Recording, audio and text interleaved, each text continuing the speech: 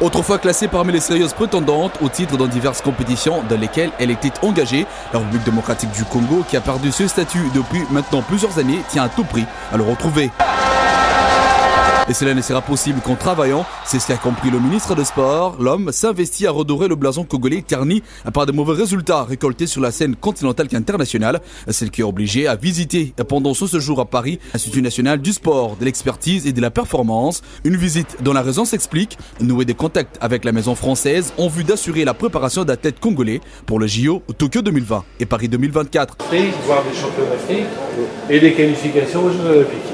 Une inspection assortie d'une réunion entre le ministre congolais et le responsable du centre, où ce membre du gouvernement de Bruno Tshibala s'est mis en locuteur et porteur d'une mission claire et nette.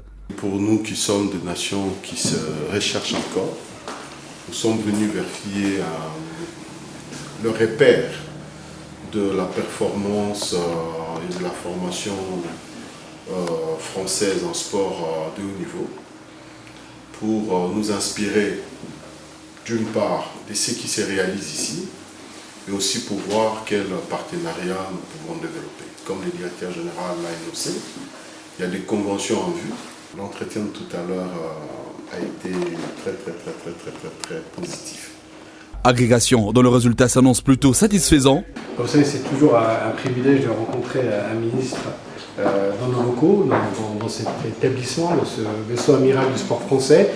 Qui plus est, que vous avez un ministre qui est très sensible et qui a vraiment envie d'impliquer et d'associer la France avec son pays, le Congo. Alors pour nous, elles sont essentielles là-dessus et je crois qu'aujourd'hui, cette rencontre, elle est riche. Elle est riche humainement, elle est riche pour l'avenir et elle est riche pour la francophonie. Les infrastructures que l'on visite à l'étranger qui peuvent également se retrouver dans ce pays aux dimensions continentales qui est la RDC. Un objectif qui s'est assigné le numéro 1 des sports de la nation au centre de l'Afrique, à la bannière étoilée.